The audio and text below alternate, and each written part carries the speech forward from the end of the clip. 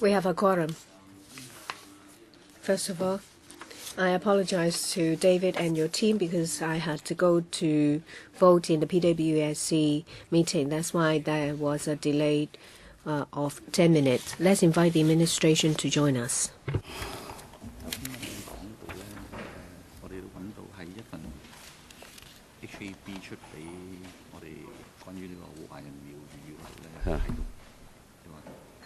Web performance is protected. 係咯，我記得睇過。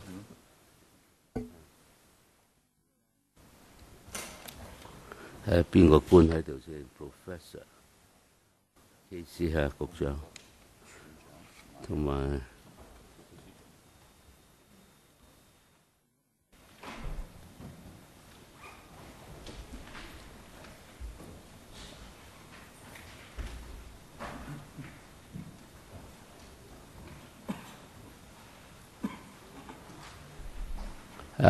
局長，各位兩位。Secretaries, we have 2 bureau secretaries here and government officials. I'm going to dispense with the introduction because there are 8 government departments here. Welcome to all. This is Chapter 1 of Report number 68, that is Government Support and Monitoring of Charities. I understand that there are 8 departments here.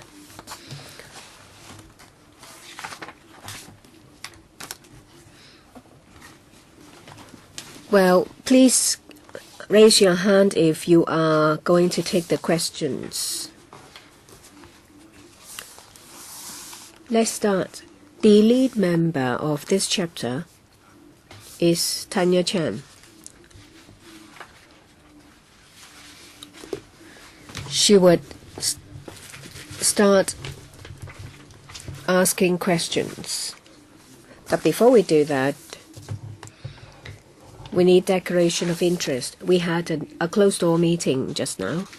Mr. Porter, Mr. Shield, and myself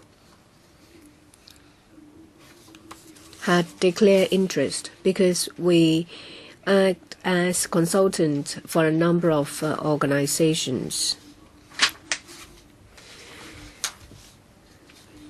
Other members are not consultants. And, well, we did not have the time to go through the report, so I would like to ask the Audit Commissioner to go through Chapter 1 of Report number 68.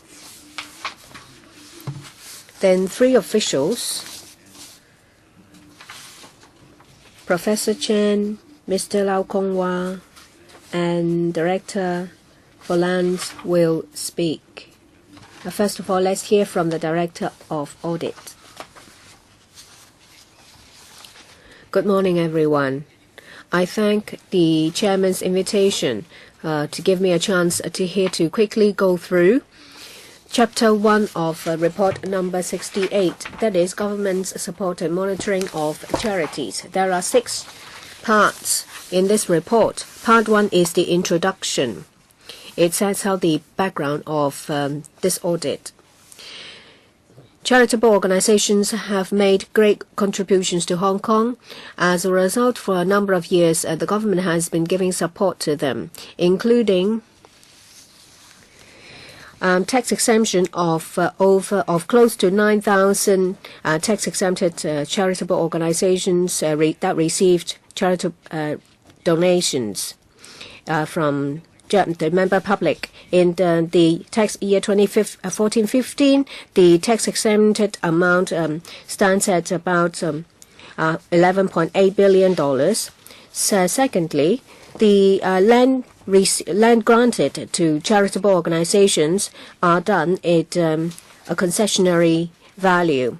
And thirdly, well, since these charitable organizations will very often use their funds for healthcare, education, and social welfare. However, there is no statutory mechanism, comprehensive one, in the registration and regulation of charitable organizations in this regard. So the different Policy Bureau and different government departments will be responsible for the monitoring of these organizations. The second part of the report covers the administration of a tax exemption of charities and tax-deductible donations. When we conducted the audit, we found that when it comes to the IRD, Inland Revenue Department's regular review of the tax exemption status of these charities, well, even though they found information that the expenditure is not in line with the object of the charity, or there are some breaches in relation to requirements of regulatory instruments. However, there are some limitations of the tax exemption status under the IRO. The IRD is unable to properly regulate them.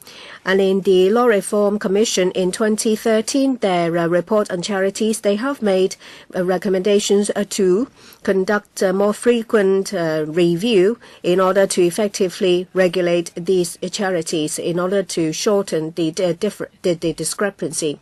We suggest that the IRD will review the IRO. The third part is in relation to administration of land granted to charities for operating welfare social services. Well, when we learned from the audit that there are 11 sites that are given to charities at a concessionary rate or premium free to run social services.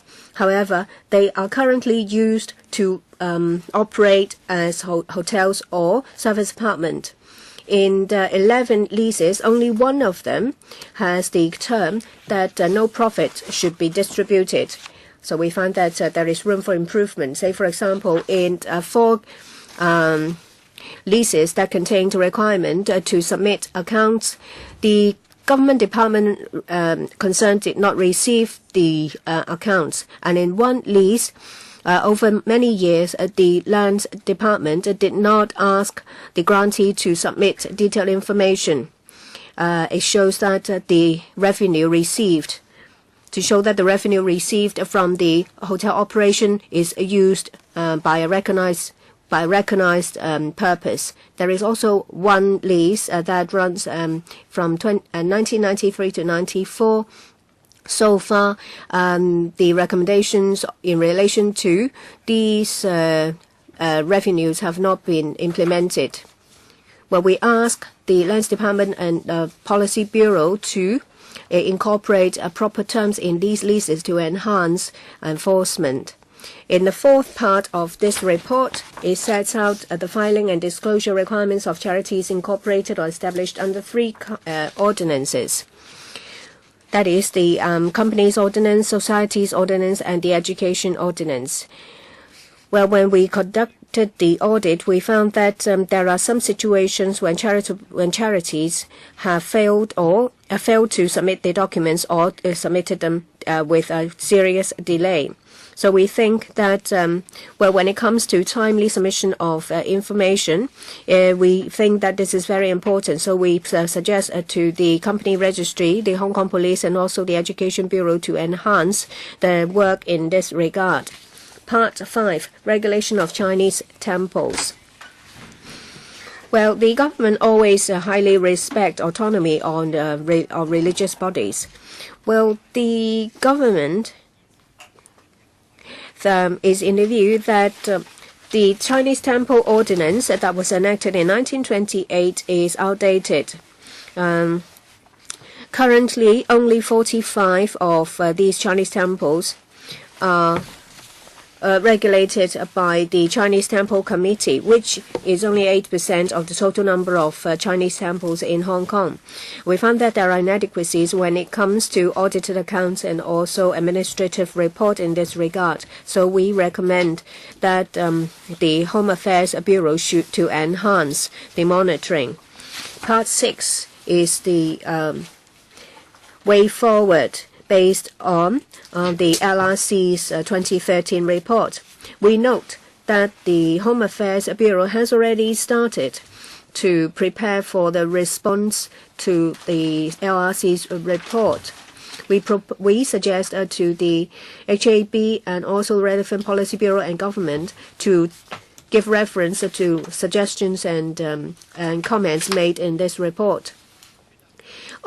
Generally speaking, our suggestions and comments have been agreed on by Bureau and Department. I would like to take the opportunity to thank our colleagues for their full cooperation during the audit and their reply. Thank you. Yeah. Thank you, Director of Audit.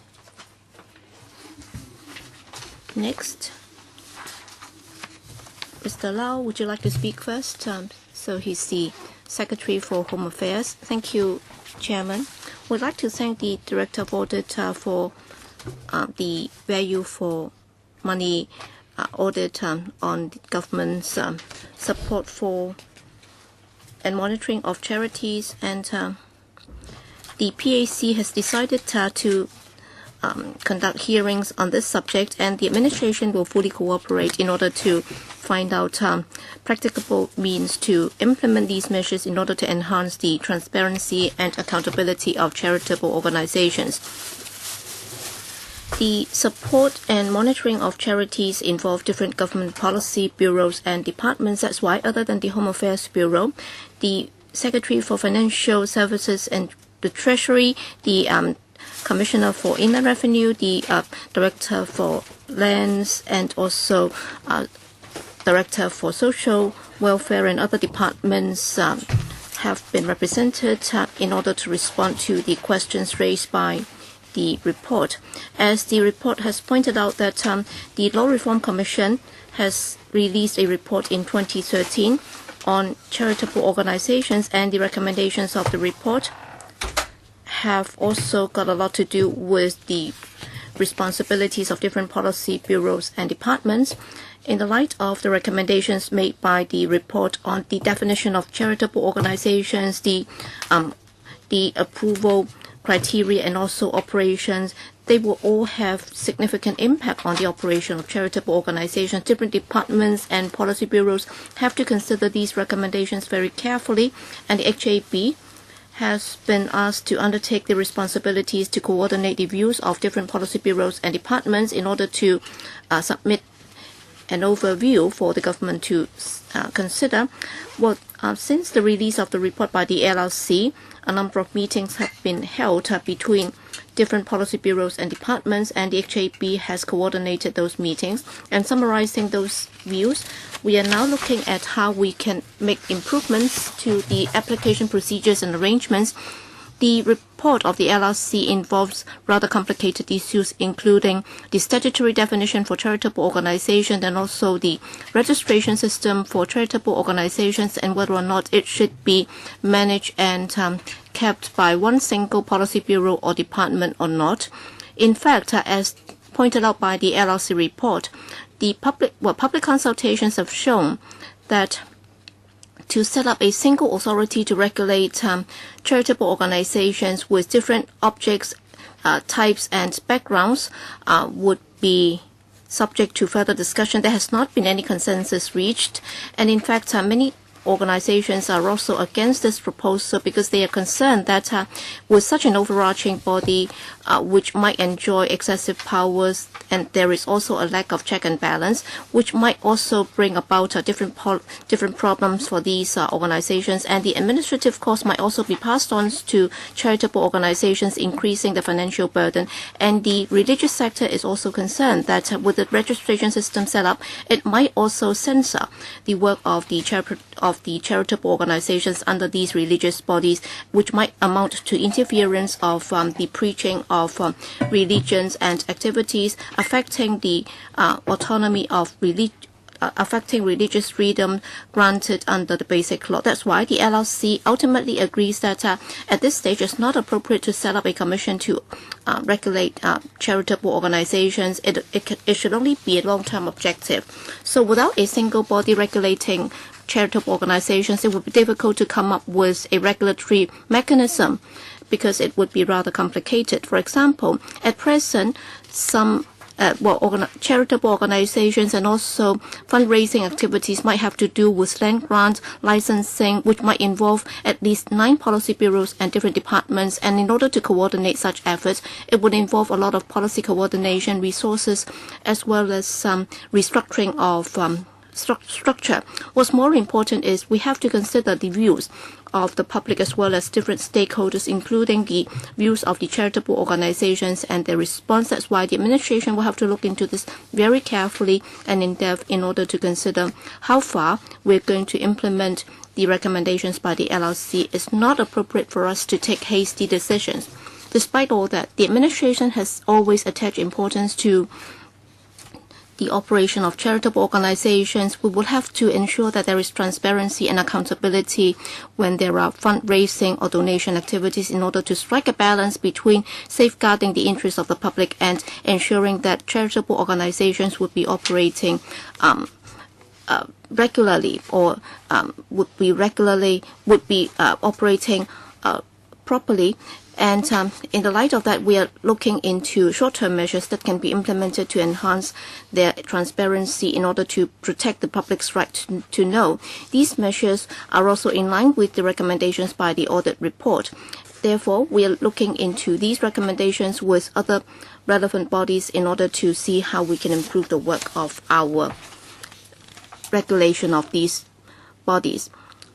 On the other hand, the Home Affairs Bureau is also coordinating other policy bureaus and departments in coming up with an overall response by the administration on the recommendations by the LRC. In the process, we would take into account the recommendations by the audit report as well as the PAC's recommendations.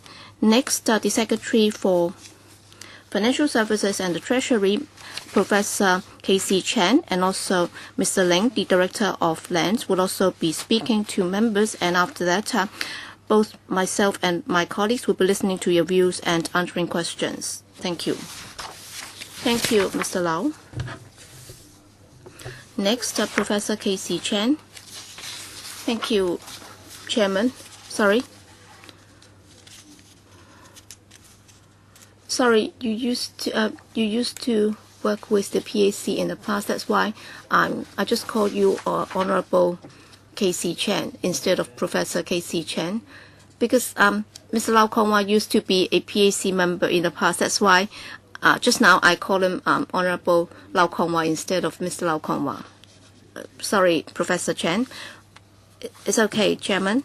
First of all, Chairman, I'd like to thank the audit for the recommendations it makes on how the IRD can improve on how we process the applications for from charitable organizations for tax exemption and also tax deduction.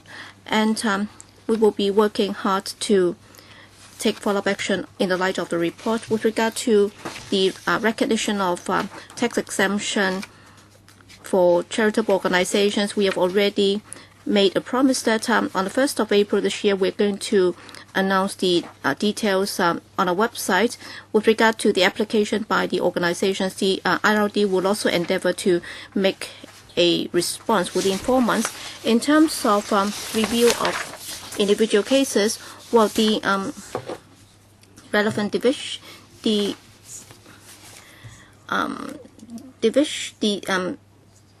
division has already increased the number of cases that will be dealt with on a monthly basis, so that the management would be able to comprehensively review the progress of such audit cases. In terms of timely updating the list of tax-exempted charitable or charities under Section 88 of the IRO, the IRD and the company registry, as well as the HKPF, will be enhancing their coordination and communication so that we can update the information on a regular basis, so that for companies or societies which have had their registration cancelled would also be updated in a timely manner. With regard to individual claims made by charitable organizations, the IRD has always attached importance to tax assessment and also desk review or desk audits, and we will also be reminding our colleagues to be mindful of that. And the Director or Commissioner for Inland Revenue has already enhanced the effectiveness of verifying the donation receipts in order to take follow-up action when necessary. I understand that the Audit Department and members would expect the administration to enhance its regulation on charitable organizations so that there can be uniform registration and also uniform regulation of the registration, governance of charitable organizations in order to enhance the transparency, accounting, and also fundraising activities to make sure that the funds would be used more properly. And the most important thing is the most important role for the IRD is to enhance that we will be making good use of such functions. And in 2016-17, in terms of tax revenue from various parties, it has already amounted to some $290 billion, accounting for some half of the total revenue for the government. And in terms of tax exemption for these charities, the IRD has always attached to the principles adopted by the administration in reviewing and processing new applications. With regard to the LRC recommendations on regulating charities to enhance the transparency and accountability, it involves policy considerations, and there are also different stakeholders which might have different views, and therefore the administration will have to be very careful in implementing the recommendations in order to strive for the maximum consensus that can be reached between the community and the legislature before implementing these measures. Once again, I'd like to thank the Audit Department for the recommendations on improving the regulation on charitable organizations and also tax-exempted charities. Both myself and my colleagues will be happy to take questions from members. Thank you. Next, we have the Director of Lands. Chairman, Part 3 of the report is about the administration of land granted to charities for operating welfare and social services.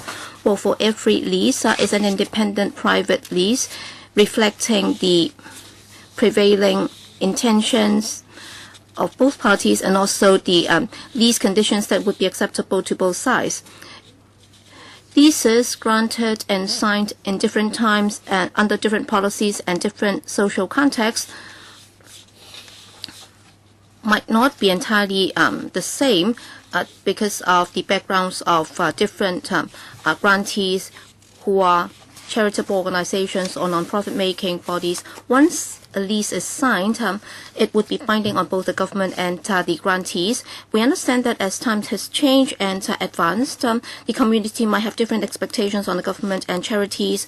And from implementing or enforcing the terms of the lease, we have to look at the terms of the lease, and we will have to make a reasonable judgment and take follow-up action accordingly.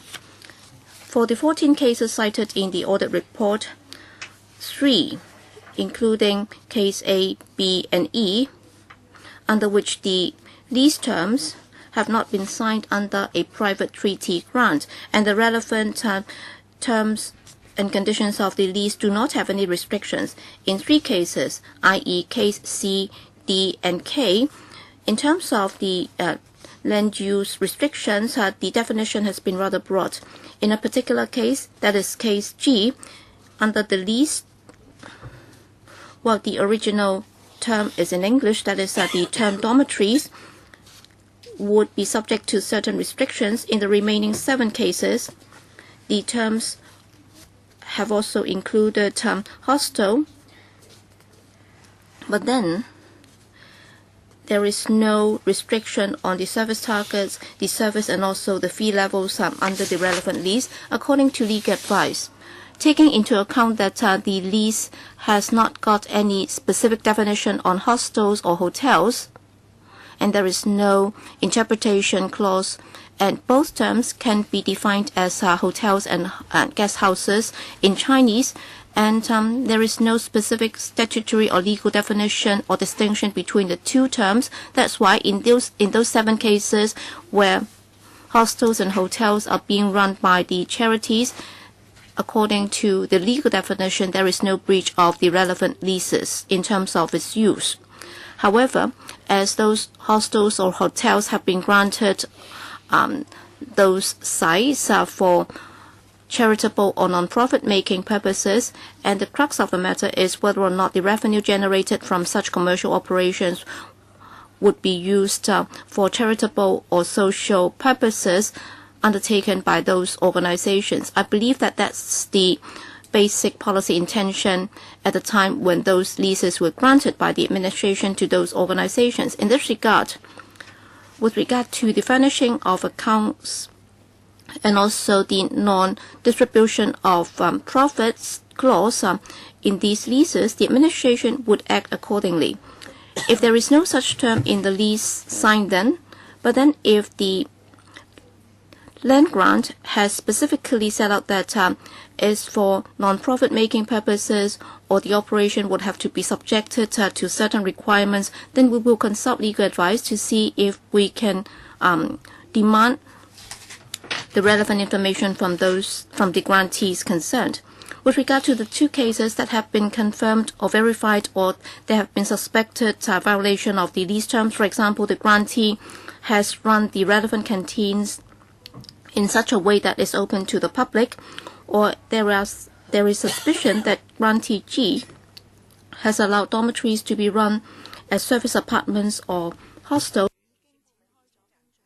the department and the relevant policy bureaus and departments have already taken follow-up action. We agree with the audit report's recommendations that in the future, where nominal premium or concessionary premium is granted to non-profit making or charities, the relevant provision should be included in the lease in order to reflect the prevailing social, environment, and policy requirements. In fact, taking the youth hostels as an example, are coordinated by the Home Affairs Bureau in order to ensure that they would be run in accordance with the policy objectives. Non-profit, non-government organizations, and also government's rights and responsibilities would be set out in the relevant leases and other legal instruments, so that there would be specific requirements on the service targets and objects, so that when they make applications for providing social services by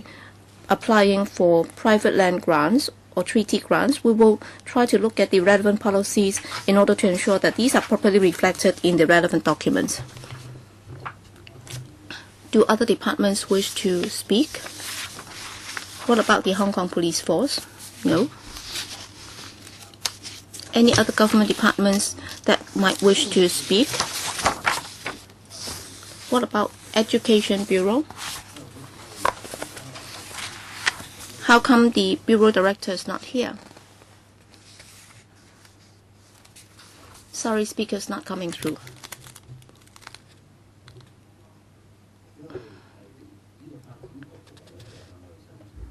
Because the Director for Development has applied to us because, well, on this occasion, the Director of Lands is responsible, so she has, so the Director for the Bureau Director for, or the Secretary for Development has been exempted. Yes, you can represent the Secretary for Education, but then the Secretary for Education should have explained to us why he is not able to come. Is it that he's out of town like the Commissioner for Police? I think he should respect this council. And by respecting this council, it means that the members of the public have also got the right to know. You have the responsibility to explain to the public your policies. Okay, so please pass this on to the Bureau Director when you're back. You will also have to respond to the remarks or opening statements by the 3 Bureau Directors. You can also ask questions under the relevant parts of the audit report, or else we won't be able to fully reflect the concerns raised in the report. Yes, Ms. Chan, You're the leading member today, and you have 20 minutes. For other members, they have 15 minutes. But then if you need a bit longer, then you can also let me know. Tanya, before you ask your questions, can you please draw our attention to which paragraph or to which part? Thank you, Chairman. Well, I'm not being disrespectful to Mrs. Hong. I really thank you for coming to this meeting. But as the Chairman has said, you can see that the Commissioner of Police and also the Secretary for Development have sent in their apologies with explanation on why they're not able to be present today. I don't understand why the Secretary for Education cannot attend. I would like to follow up on some of the things that the secretaries have mentioned. Mr. Lau said that there has been 2 cross-disciplinary meetings after the report came out. Now it's 2017. In the past 4 years, when did you hold those 2 meetings, and how many departments are involved? I want to try to understand this. Tanya, well, this should be the second part of it, but at least it's mentioned in the introduction, so I'll allow you to ask these questions. Yes, I just want to try to understand the situation first. Will the Secretary have any information on that? Yes, Secretary, please. In 2013 December, the LRC completed the report and submitted it to the government. And we met with all the departments in January 2014, hoping that all the departments and bureaus would look into the report. In August 2015, we held our first meeting and held the second one in 2016. The PAC requested us to submit this information. We are going to submit it to members very soon. In Chapter 2, I think we asked a question, and I think this would be submitted to us formally very soon. All right, I'd like to move on to Part 2. This is in regard to the 2003 legal opinion. First of all, I would like to know about the legal opinion in 2003. Was it an internal legal opinion, or were any external lawyers consulted?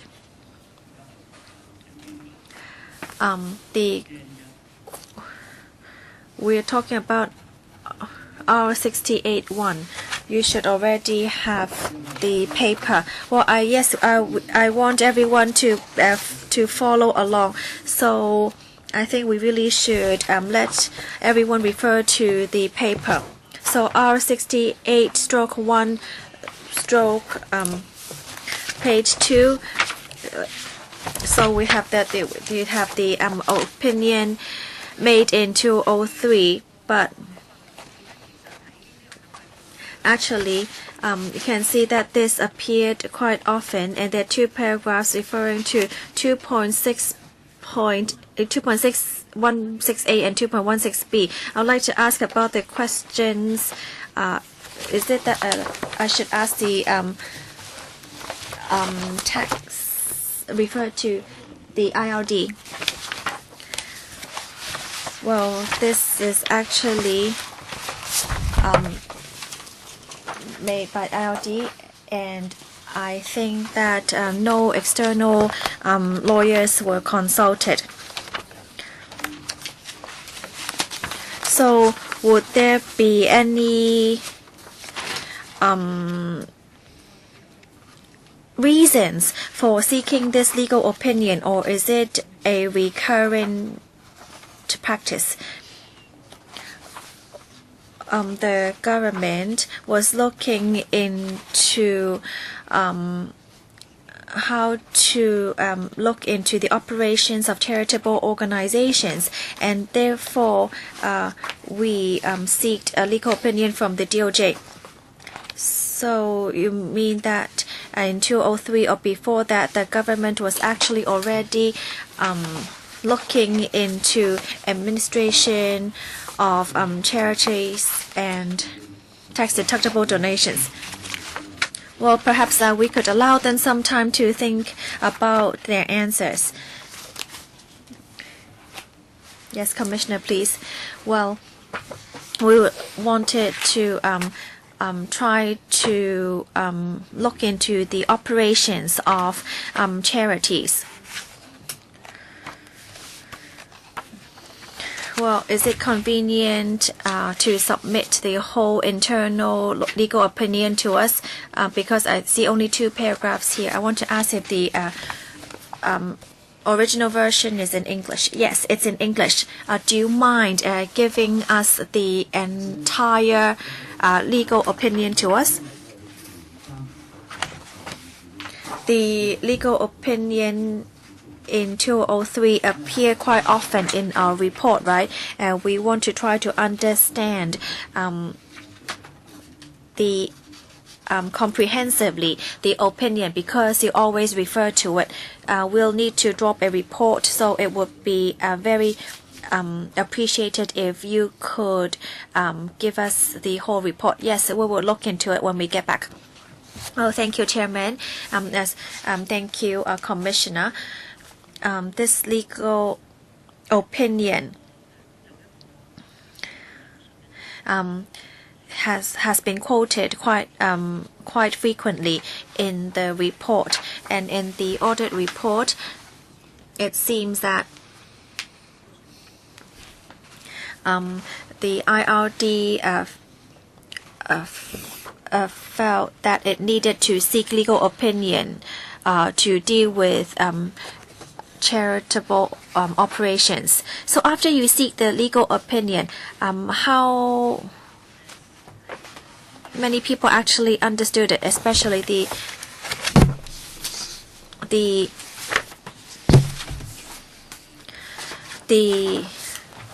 CDS staff? Did you come up with any guidelines or any guidelines or booklets on how to deal with cases seeking for appeal? Well, we didn't, because the CDS is a very small division. We only had 4 people in it before 2013.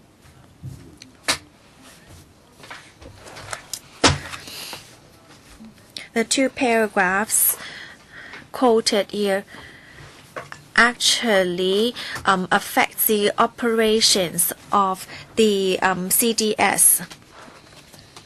I understand that you have submitted a staff handbook to us.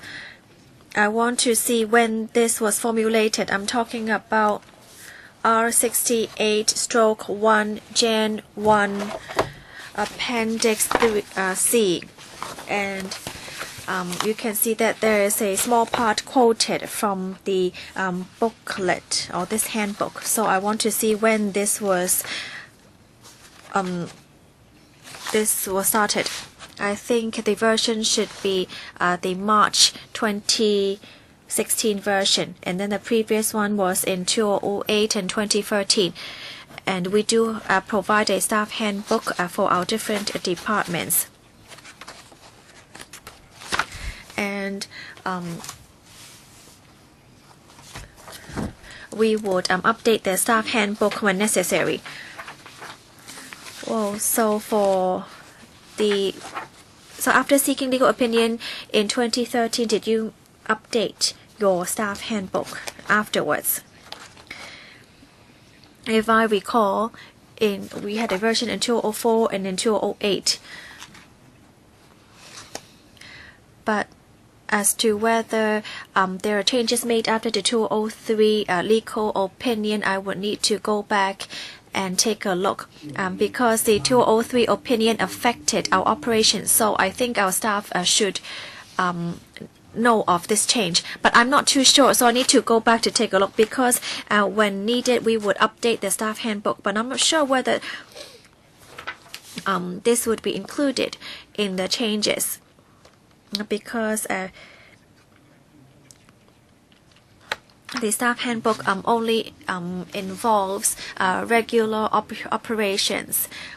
We ask this question because we want to see why taxes were not charged. We're talking about for 11 billion. So we really do have to look at why this was not included.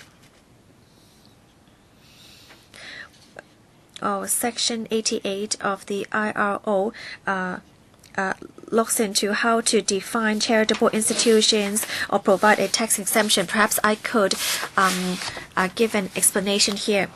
In the Part 2, 2.2 of the report, we've already quoted Section 88 of the IRO. And when we execute Section 88,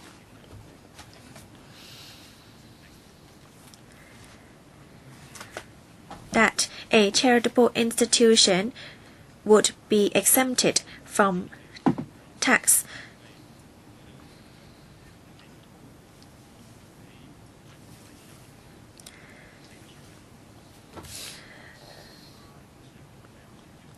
If it is a charitable institution or the trade or business does not involve any profit being derived from such a trade or business, then they should be exempt from taxes.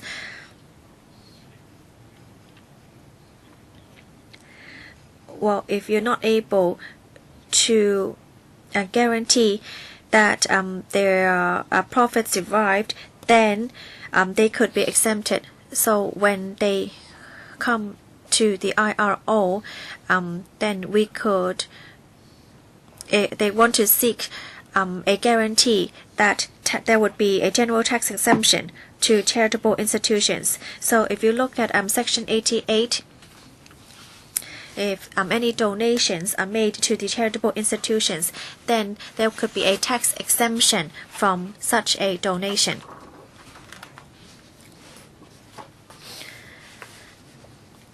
Um, 2.2 states that even if there are profits derived and the work in connection is mainly carried on by persons for whose benefit such institution or trust is established, then they could also be exempt from tax. So you can see that there are two parts to it.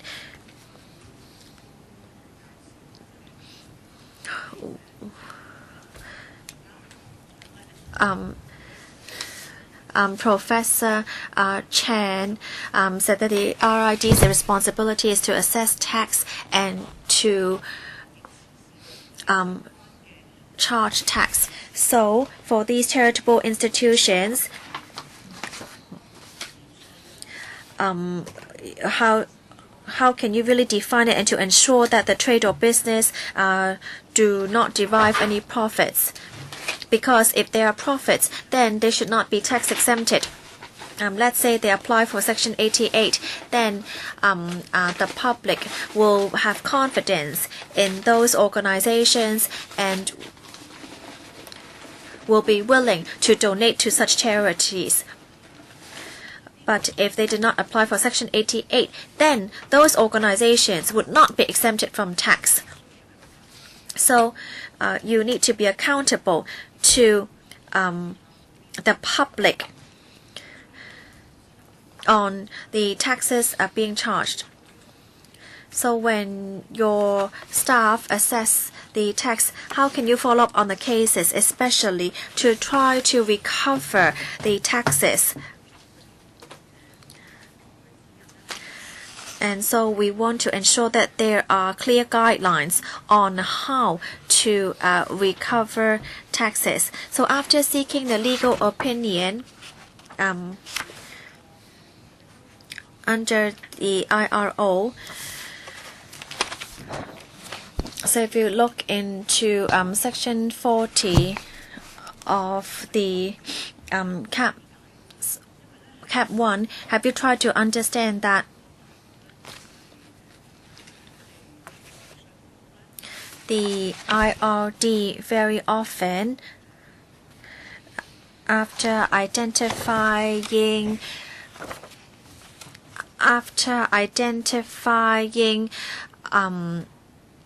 organizations covered under Section 88,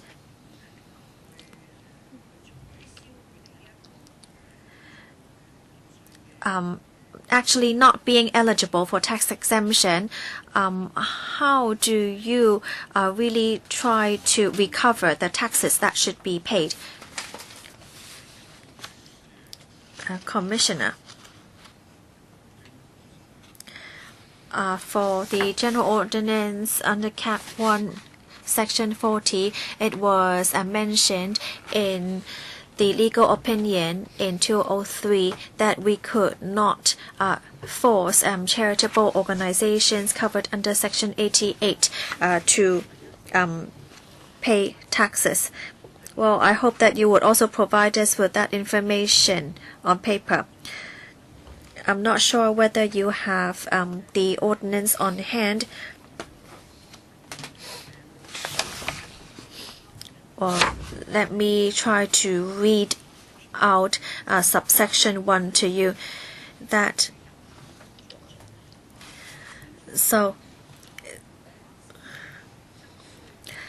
you have to look into the power so that you should have to look into the charitable institution or whether it should be exempted from tax, and for any you have to allow the organization, or you can take back the right given to it. Well, don't try to explain it. I think you should allow the commissioner to answer your question. Let me, or perhaps you could give me some time, and then I could give you a written reply, because I will need to explore this in detail. Well, because in Appendix E, in one of the cases, I think that it is indirectly related to it, and that you can see that there's also some mention in that. Yes, perhaps you could give us a written reply. Chairman, I'm not sure whether the 2003 version is actually the version we're looking at right now. I think you should confirm it as well. Otherwise, there might be some differences in wording, and we might have a different understanding. Chairman, I would continue with my questions.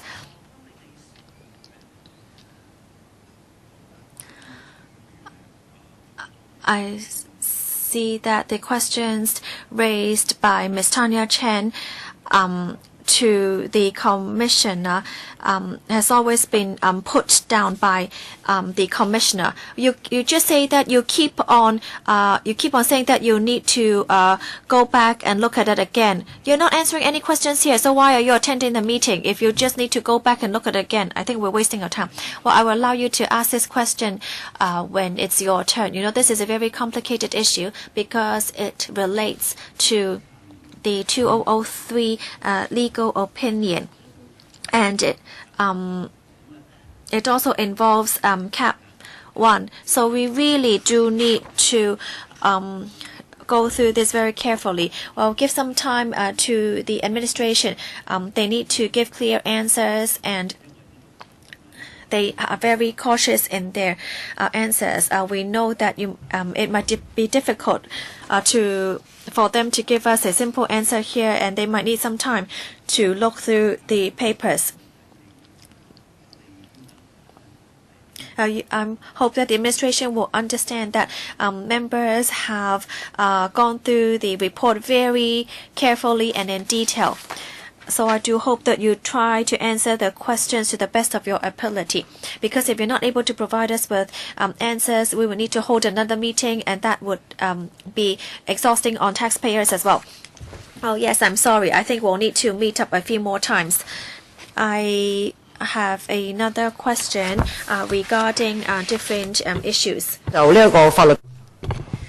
The LRC in December 2013 issued a report. Since then, you have only had 2 cross-departmental meetings. So I would like to know when the IRD follows up on the recommendations, what actually have you done?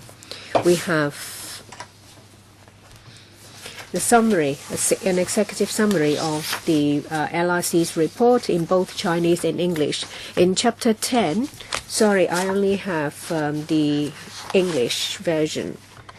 It says charities and tax. So it focuses on the IRD's work on charities. So I would like to know if you have done anything to follow up on that. I think it's R68/1/info 6. So, Ms. Chan, would you please tell us the reference number of the paper before you speak? Yes, it's R68/2/info 6.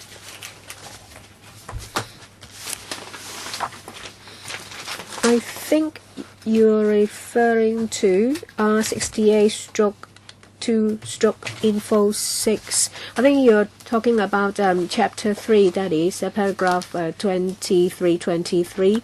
That is recommendations in relation to charities and tax. Sorry, I only have the English version.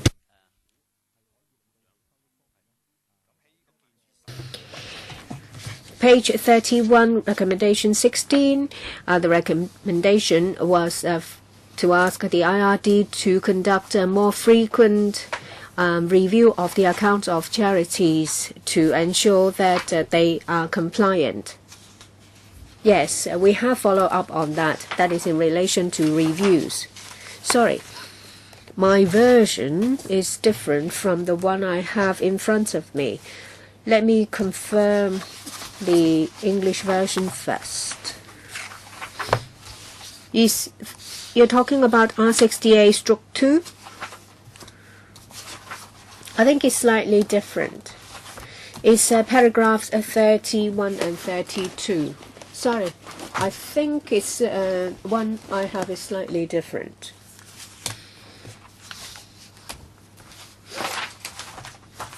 Doesn't matter. Well, if I hear it right, you have done something to follow up on that. Apart from in relation to reviews, but actually, what have you done to follow up on on matters related to reviews? As I said at the outset, at the beginning in the section, there were only 4 people, and now there are 8, so there is more manpower to conduct review cases. There are other recommendations in the report. So in relation to these other recommendations, what measures have you taken? There was a mention about charitable purpose. Well, did you have in mind to seek legal advice to find ways to check whether these charities have complied with your requirements? If you refer to the audit report or the LRC report, when we enforce Section 88 of the IRO to confirm whether charities are compliant with its charitable objects, we follow an authority that is still valid. The LRC's recommendation, I think it's about recommendation 2 in the Chinese version, page 9. There are 14 objects. It's not just for us to decide, so we have to go through the procedure to ask other departments. There are only 4 types in the authority, and we only work on that. Well, do you think it's relevant to your work? That is, this recommendation? If we look at the definition in the authority, that is the case. Well, some of them appear, say, for example, poverty alleviation, to promote education or religion. 4 to 14 are covered in category 4 of the case. Sorry. We are talking about page 9 of the document. In relation to that authority, is in the 1800, a case in the UK. You are talking about Appendix C, Autumn. Which one? No. It's McNaughton. Well, in the authority is quite old. I will find the chapter. I think it's towards the end of the audit report.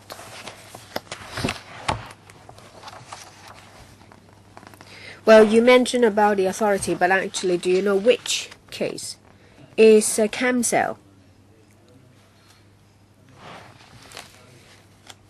Director of Audit, which authority?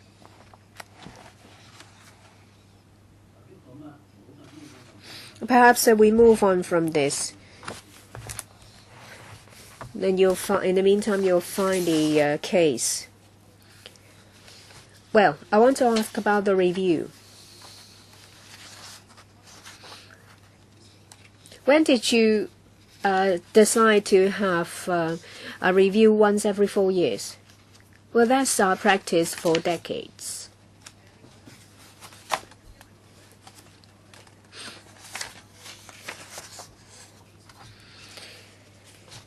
All right, you said decades. Are there any cases in which the tax exemption status has been revoked?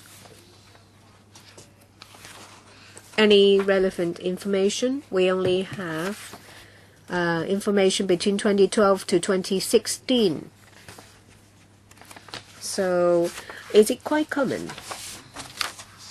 Well, have you revoked any status under Section 88? In paragraph 2.4c is about withdrawal of tax exemption.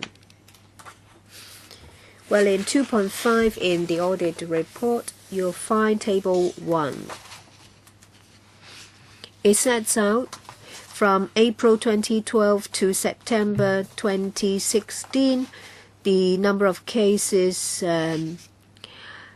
where the tax exemption status has been withdrawn or reinstated. You find in the middle the number of charities with tax exemption status withdrawn. Well, one of the reasons for that may be because it's been dissolved. And bracket C, Roman 1 to 4, sets out the reasons for the tax exemption status to be withdrawn.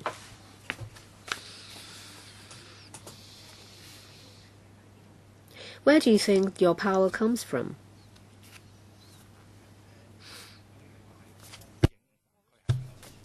Well, we only talk about recognition of tax exemption status, not whether we give them tax exemption status or approve of such. The spirit of the legislation and also the wording of Section 88, if it is a charitable organization, basically it's tax exempted. So there is no need basically for them to come to us to tell us that. Well, my question was where does the commissioner think the power comes from? Well, we have to know whether it's compliant with the charitable object. What about the power? We enforce Section 88, so we have the power to not recognize it. And you have set out the 4 situations when recognition is not given. Is that right? If you refer to the staff book, it is the staff handbook. There are 5. So, what's the difference between a withdrawal and a non-recognition? When an application is first made, when we are of the view that it does not comply with the charter or the 4 objects in the authority, then no recognition will be given. The authority, you mentioned, Ms. Chan, please refer to, in the report, paragraph 6.2a. It talks about the case.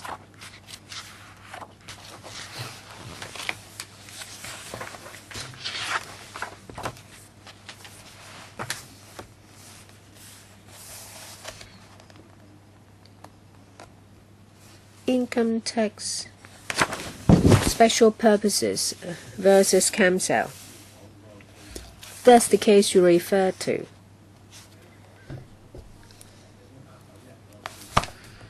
It's a case in 1891. Thank you. So it is a case in 1891. Is the definition of charity, of a charity. When you review its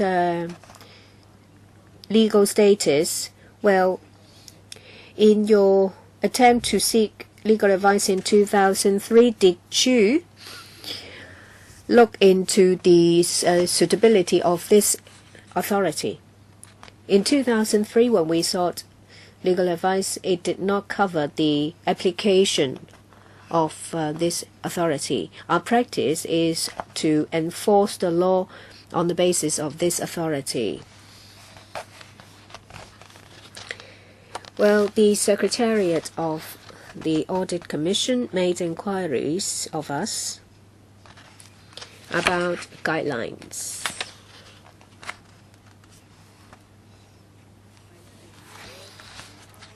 So R68/1/Gen 1 tax guide is NSA. It is NXA is the English version.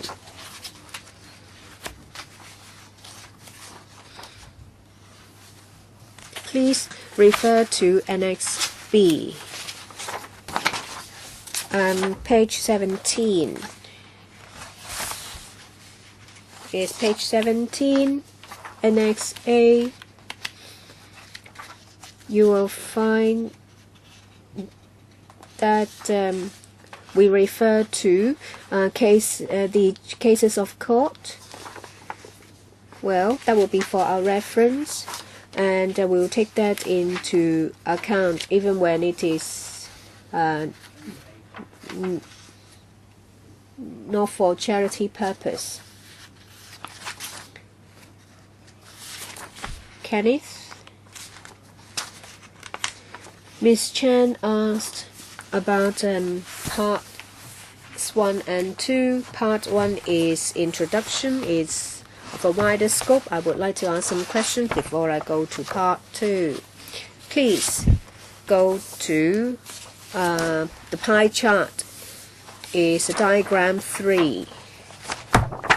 It shows that amongst the 8,900 or so charities, well, 70% of them, that is 6,622 of them, are set up by companies. Well, perhaps the IRD has taken the role of a monitoring department, although on the law it's only responsible for giving recognition of tax exemption status. So it gives the wrong impression. If we refer to the pie chart, there are 6,622 cases that are charities that are companies. And in the executive summary, Roman 6C, the 6,619 under companies registry, you see that the number of charities recognized is 1.7, paragraph 1.7c. Please continue. Well, if you refer to note 3, under figure 3, it says that according to the company's registry record is different from that of the IRD. 3 companies have already informed the company's registry to withdraw to deregister the charitable organization's status. However, it's not done under the IRD. In paragraph 2.21, we see some explanations. Well, I'm not going to repeat the details. So I want to ask,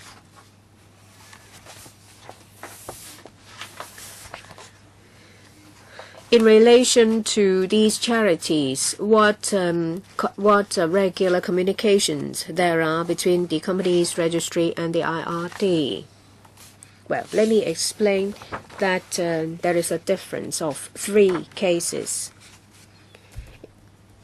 Starting from January 2016, we established a regular information exchange in relation to changes of company registration. And after 2016, we will do computer matching to see what companies have been deregistered. The first case was before January 2016, before that matching exercise was in place. We refer to the name of recognized charities and then we compare it with the companies in the company register. It's done manually. We have already cleared some of the companies that are no longer on the company's register. This case was not discovered until later. So that's a case that we have missed.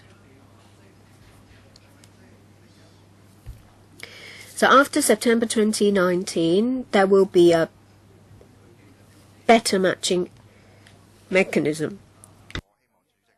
I would like to hear from the 2 parties. When there are changes in the company register, within how many days will there be a change in the IRD's list? Any performance pledge? No, it did not start in September. It started in January. When it comes to the commercial registration, IRD works with the company registry to provide a one-stop service.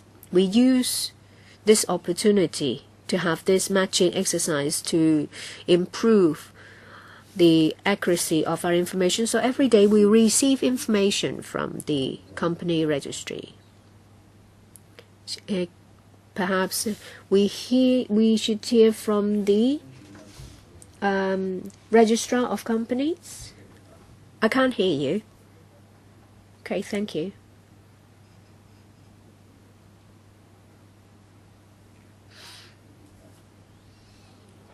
Thank you.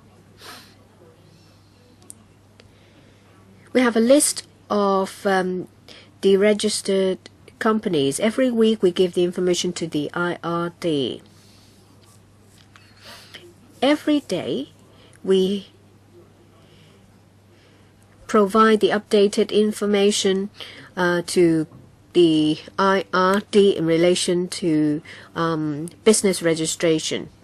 So when it comes to list of companies deregistered, the information is given to them every week. I would like to ask the Commissioner of Inland Revenue, the charitable donations section, what is your strength at the moment? 8. If we refer to figure 2, in between 2006 and 2016, well, there are 4,400 charities given tax exemption status. This has jumped to 9,000, 100%. So between 2006 and 2016, has there been any increase in manpower, or was there a decrease? Because, well, the FS might have asked you to cut cost or cut your head count. So what has happened? Well, Chairman, in 2013, we increased our manpower by 4. So it increased from 4 to 8 in 2014. Okay, so in 2013, you had 8 people in your section. All right.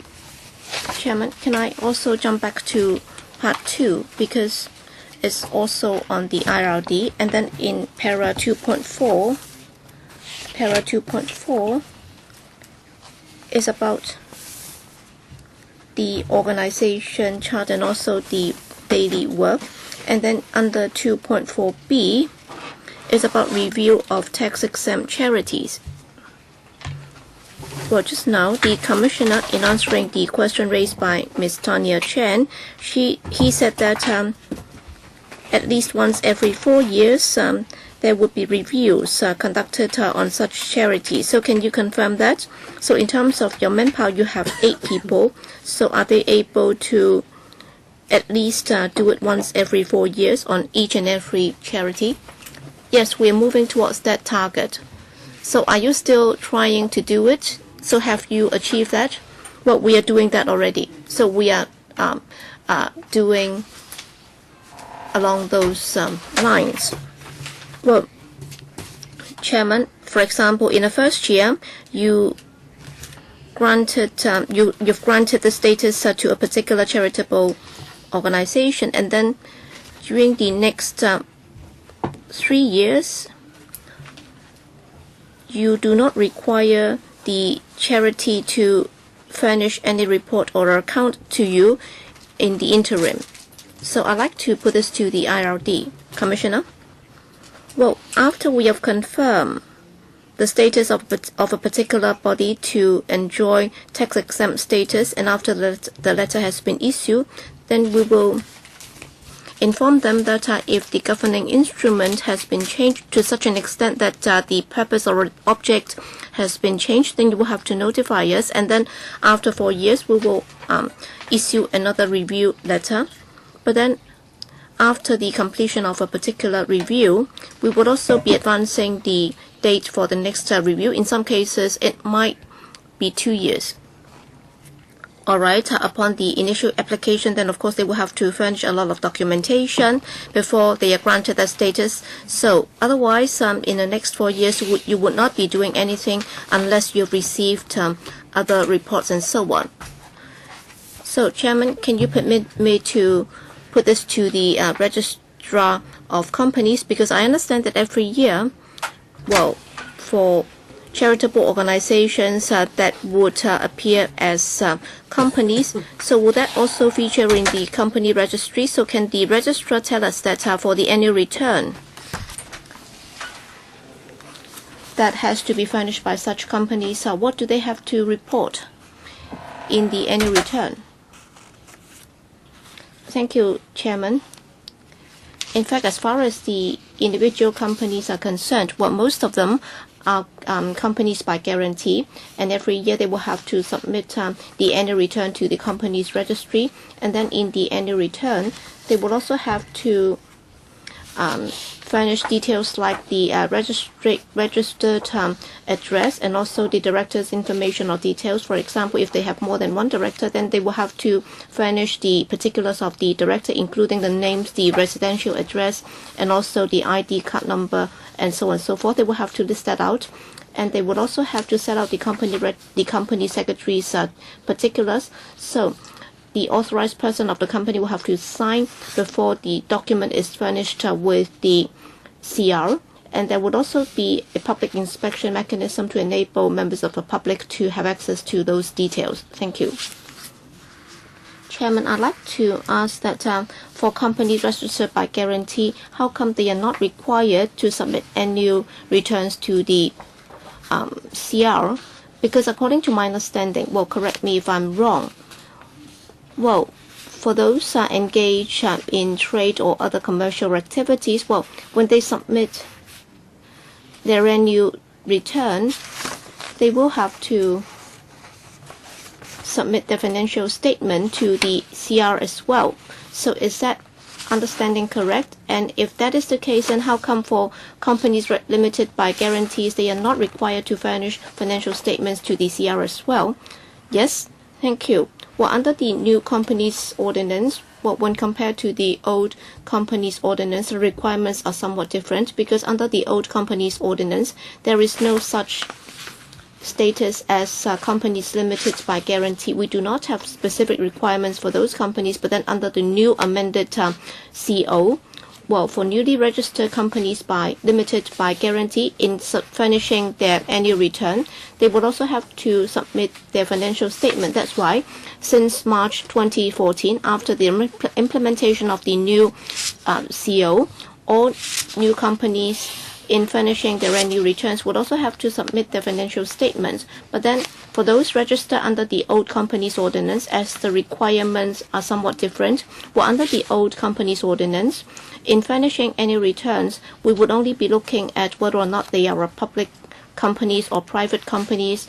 We do not specifically look at companies limited by guarantees, and there are no specific requirements on them. So unless the companies are public companies, they are not required to do so. So according to our records, most of the companies limited by guarantees are public companies. In other words, for example, if their members exceed 50, and if they are set up as public companies, then they will have to furnish annual returns as well as financial statements. Only a minority of them, if they have been set up as private companies, then they are not required to furnish financial statements, but then still every year they are required to furnish annual returns. Chairman, that's very clear. And we can also see that well, we would not call that loopholes, but then there are some gaps, because as we can see, I'm not going to repeat what the registrar has just said as far as the regulatory regime is concerned, because it's very complicated. Well, since the amendment of the Companies Ordinance in 2014, well, unless the charitable organizations are also companies limited by guarantee in furnishing their annual returns, they would also have to furnish their financial statements. So I have a suggestion. I'm not sure if it works. So it's like the SFC, or the Hong Kong Exchange. Can you have dual filing? For example, if you're set up under Section 88 as charitable organizations, then in furnishing your annual returns, can you also ask them to submit their financial statements? So can that also be furnished with the IRD, so that the IRD does not have to wait for 4 years? And if they identify problems, well, this is just a suggestion. Well, we are looking at the facts, and then we try to look at what happened in the past 4 years, and then if there is any suggestion, we can include that in our report. Well, I'd like to further follow up on 2.4. I'd like to ask further questions. Well, under 2.4c, well, I'd like to ask a follow-up question on what Ms. Tanya Chen said with regard to withdrawal of tax exemption status. There are several reasons. well, 1 and 2 are very clear. The charity was dissolved or wound up. The charity has ceased operation or is dormant. But then I'd like to ask about Roman 2. The charity has ceased operation or is dormant. So does the IRD have any internal guidelines for staff? That is, for how long do they have to cease operations or have become dormant? Would you withdraw that tax exemption status? Is there any specific guideline? 1 year, 2 years? And there are some cases which have been dormant for 12 years. So what happened in those cases? Well, IRD, just now Ms. Chen asked for details, and that's very important because without the staff handbook, we won't be able to tell. So can you furnish that with us as soon as possible? So can you send that to us as soon as possible before you answer the question? Yes, thank you, Chairman. Well, just now the Honourable Member was asking about 2.4C Roman 2. Well, we do not have any specific guideline. That is, if you are dormant for 12 months or 24 months, then we will withdraw your tax exemption status. It depends on our question with the relevant organization. Well, what have you been doing? Well, as a new organization, it may not have started operation, but then if it has started certain activities, so we will have to see if they are in line with the charitable object. So there is no specific guideline on whether or not it has to become dormant for 12 months, 24 months, or 36 months. It depends. Yes, Mr. Leung? All right, I'll leave it to Ms. Chen to follow up. Under Roman 3, the charity no longer qualifies for the status of a charitable institution or trust of a public character. All right, Roman 3. From page 22, 2.16b. Sorry, 2.16b. 2.16b. Well, it conflicts with that paragraph because under 2.16b, we can see that if a particular charity has certain expenses that are not in furtherance of charitable objects, then according to the advice obtained in 2003, the IRD noted that there is no way that the IRD can revoke its status as a charitable organization. I think that's contradictory because if most of the expenses have been spent in areas not known, for example, let's say if there is $1 million donation or $1 million donation, and if it has been spent in areas not known to the IRD, then under your staff handbook, you should have been able to withdraw their tax exemption status because it is no longer in line with the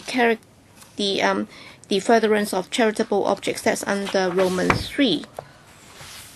But then under 2.16b, you've actually cited the legal advice obtained in 2003, and you noted that there is no way that the IRD was able to conclusively revoke its status as a charitable organization. So how do you explain or justify that contradiction? Okay, just now Ms. Chen also asked the question that you've asked. That is, where has your power come from? You haven't really answered her question. That's the reason why Mr. Chen is asking.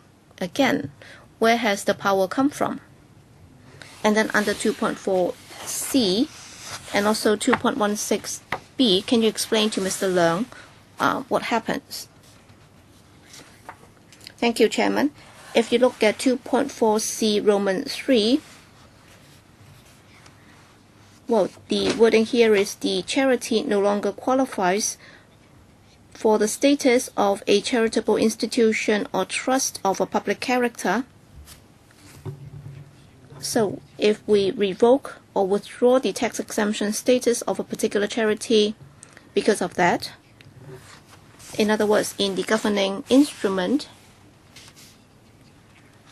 well, the charitable object has been changed, and it's no longer in line with the four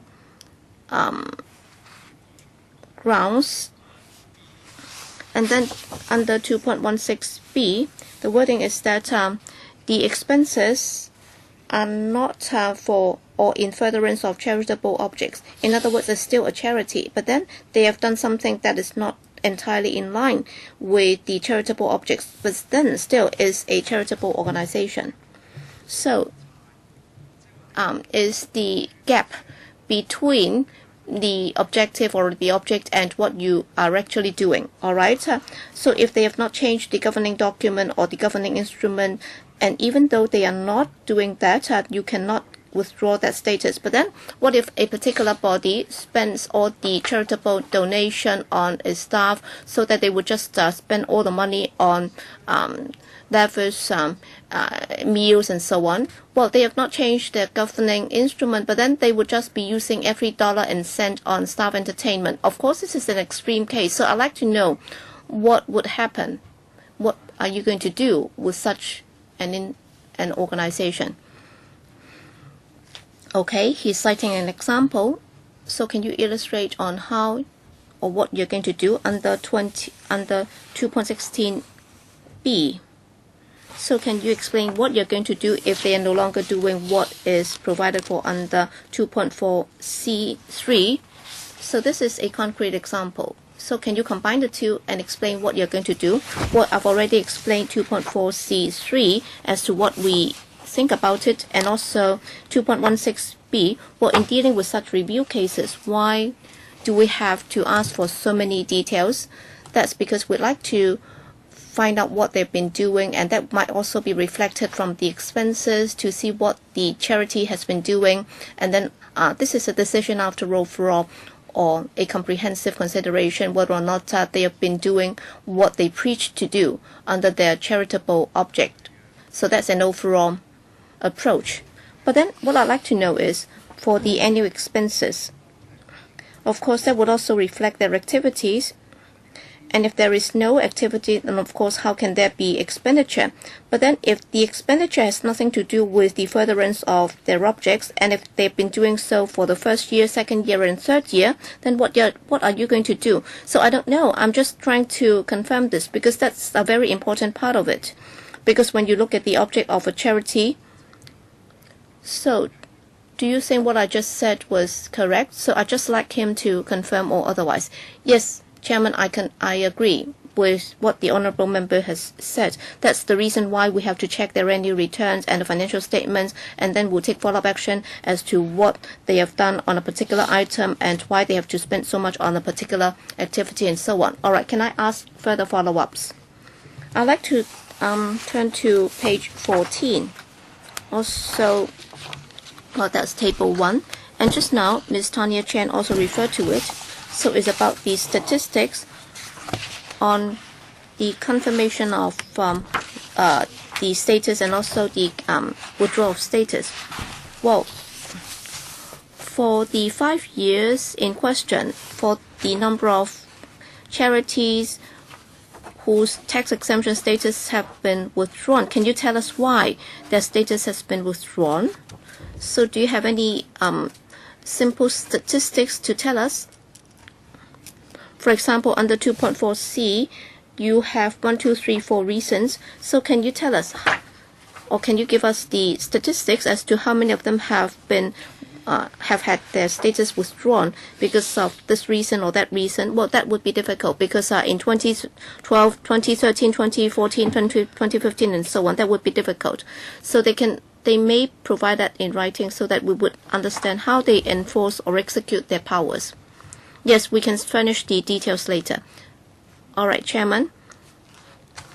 Well, under column 3, also under table 1, well, you have this column where the status has been reinstated. So can you explain to us, so under what circumstances would you be reinstating the tax exemption status of a particular charity? Of course, after the status has been withdrawn. Well, what I'd like to know in terms of your policy, that is within a particular number of years, well, would they have their status reinstated? What if they apply after 20 years? Do they have to apply afresh? So in reinstating their status, would you also have to treat them as a new applicant or what? Thank you, Chairman. Well, basically, some charities, as I said, under 2.4c, well, in the review, they might not have answered our questions, or they might have become dormant. And then if they want to reinstate the status, they will have to apply to us, and then they'll say that I'll reply to your questions, or I'd like to become active again, and then that would be dealt with as a new application.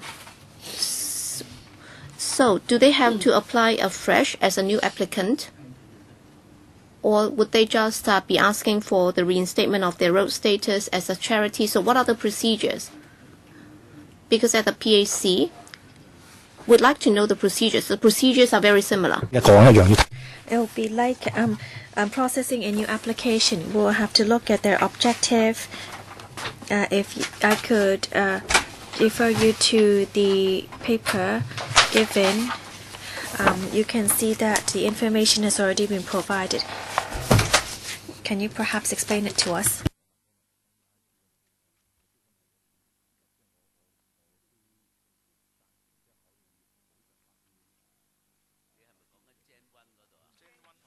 Are you talking about the paper received today? Gem 1 in the text guide. In Annex B, Chinese version. No, it's Annex A. Annex A in the English version. And Annex A is the English version, Annex B is the Chinese version. Chairman, my last question, it's also quite a macro question, a general question. If you could go back to the pie chart, which is on the different structure of the 8,923 charitable organizations. So I would like to ask a representative from the EDB. 74% companies, and there's a large percentage, 8.7% are incorporated management corporation of schools. So these are all, so you can see that these are set up under the EDB. So it's interesting that the management company is called incorporated, that there's a term incorporated here, which means that it is a legal person. So I want the EDB to confirm the understanding. Am I correct that this is considered a legal person, a legal entity? So if the management committee is a legal entity, then I want to understand that under the EDB, is there a regulation that the school must also be a company by guarantee? Because, Chairman, perhaps you could allow them to answer the question first. Deputy Secretary, please. Thank you, Chairman. In accordance with the Education Ordinance, all the aided schools must set up incorporated management committee. So under our ordinance, we must set up an incorporated management committee. So we would not use the company ordinance. There's a provision under the education.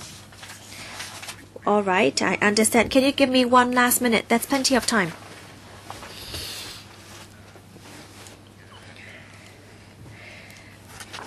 The LRC report, if I could refer you to the page 10 and 11 of the English version. So it's R68/1 Info 6. I'm not sure whether you have this paper or not.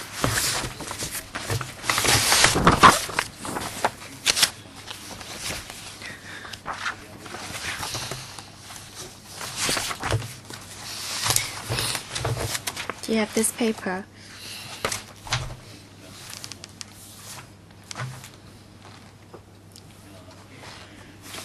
Yes. I see that there's a recommendation in paragraph 69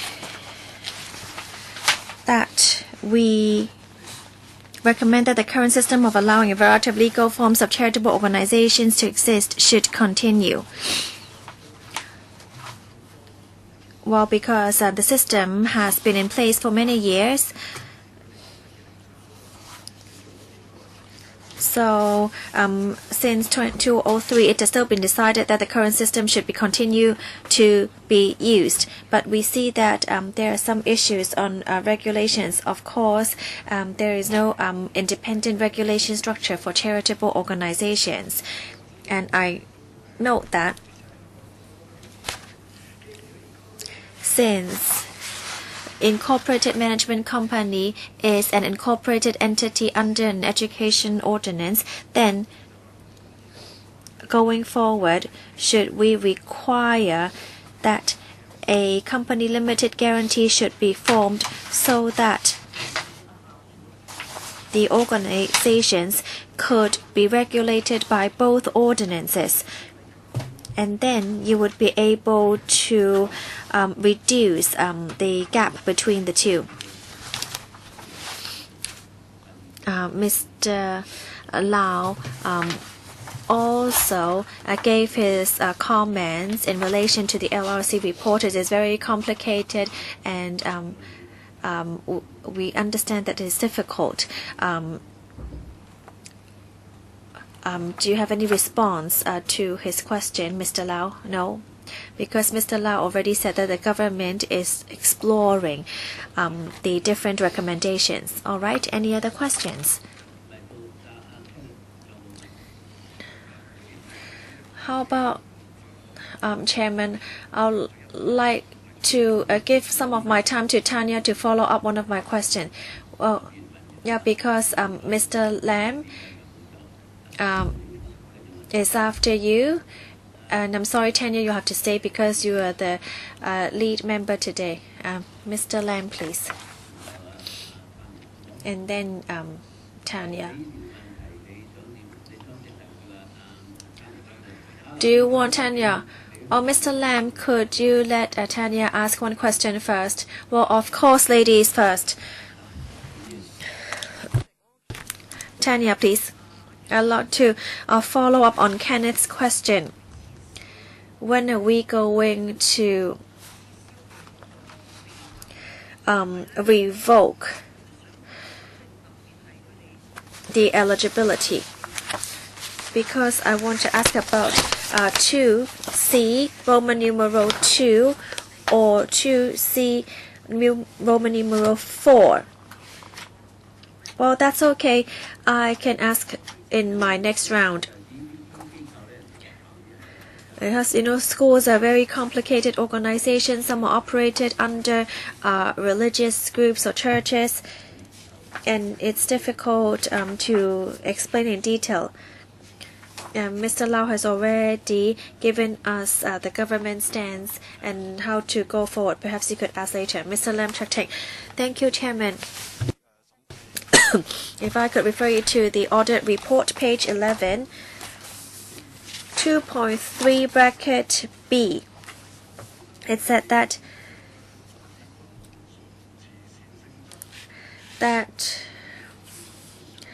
if you could to look into ensure that all objects of applicants are charitable, there is adequate safeguards to prevent the channeling of funds for non-charitable purposes.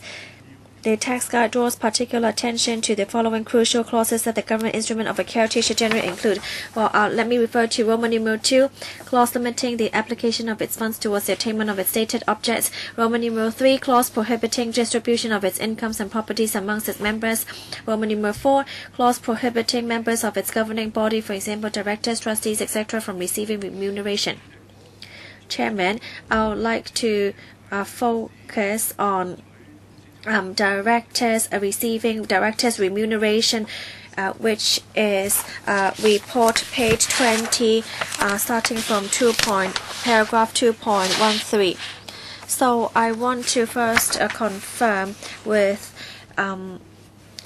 the commissioner of the Director of Audit.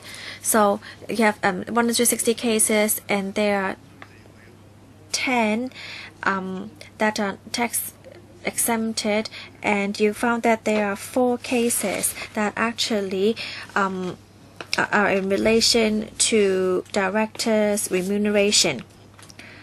I'm not sure whether this answer should be answered by the IRD or what, but in 2.14 there is a case D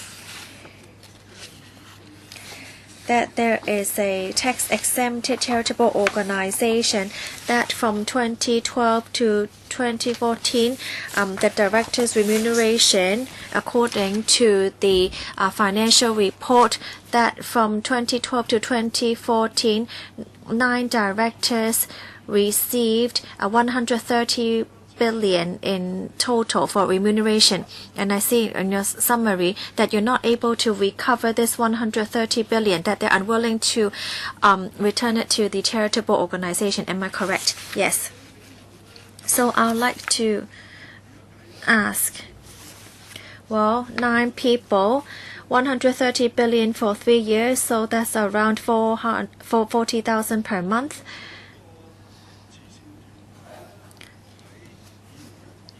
So from 2012 to 2014, in these 3 financial years, do you know the total donations received? Oh, who's going to answer this question? Oh, I can take this question. Thank you. As Mr. Lam has noticed, the 130 billion remuneration covers 3 financial years. Well, they're not actually called $13 million dollars,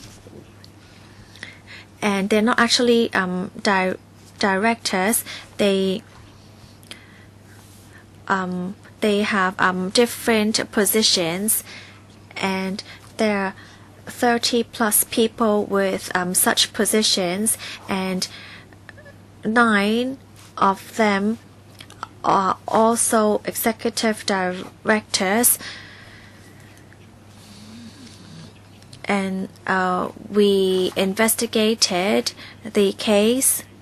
So in the 3 financial years, so you can see that remuneration in 1 year reached 11 million, and so for the 9 executive directors staff, they are taking around 4% to 8.5%. Also, from these figures, you're talking about you receive around 200 million in donations, and their remuneration is 13 million. So, did they give reasons for not returning the money? Well, we do not have the right to recover the money, because we noticed a mismatch in their instrument, and they provide us with information that in 2015 all 9 of them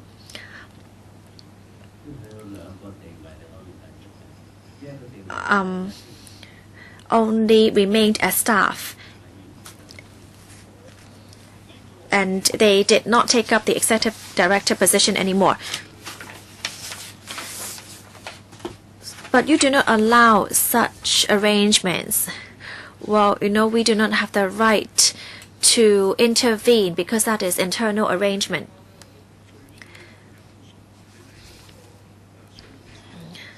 Because your tax guideline said that you do not allow remuneration from remuneration for people working for the charitable organizations. Well, for non-profit organization or charitable organizations, we usually request such a condition, but it is not mandatory. Well, perhaps you could explain. Well, so a staff has the responsibility. So what about the members? So your regulations, are they mainly for regulating voluntary members? I think you have to make this clear. When you formulated legislature, what was your original objective?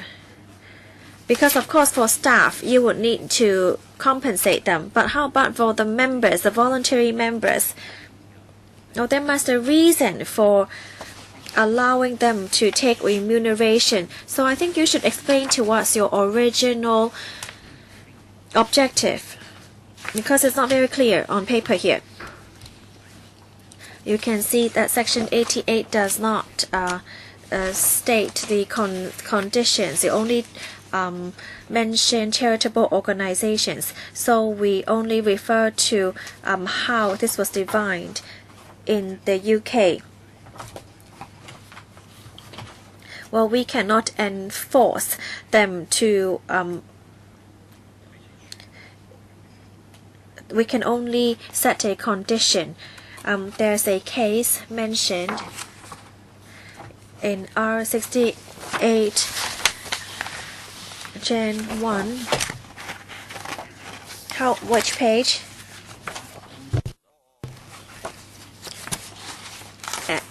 Annex E, the case in Annex E. Well, the autumn case only says whether the charity can set up the exemption. But the question right now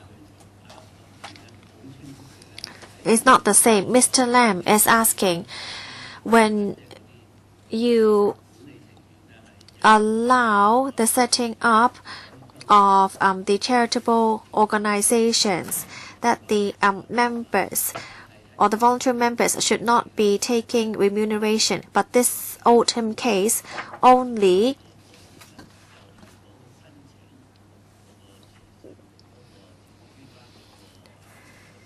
states the positioning of the charity. So I don't think this can really provide the answer Mr. Lam is seeking.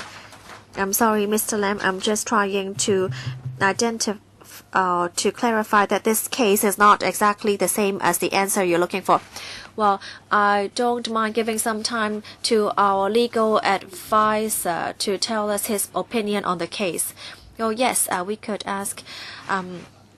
We could ask the legal advisor to walk us through it. Oh, thank you. The Oldham Training and Enterprise Council versus IRC case. In the UK, the argument here is that the council actually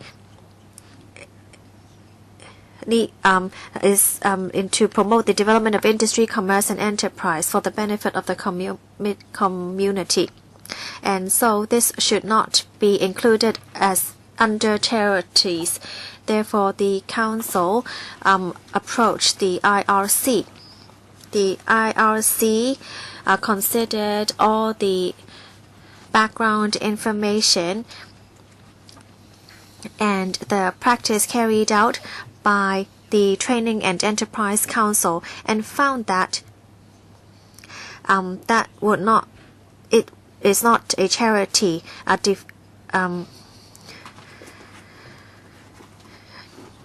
And so therefore the ruling is that because it was not defined as a charity, and that has nothing to do with directors' remuneration. So I don't think the IRD should use this as a precedent to address the question. Well, let's take a 15-minute break. You could perhaps look at this before you answer our question, Commissioner. I go out.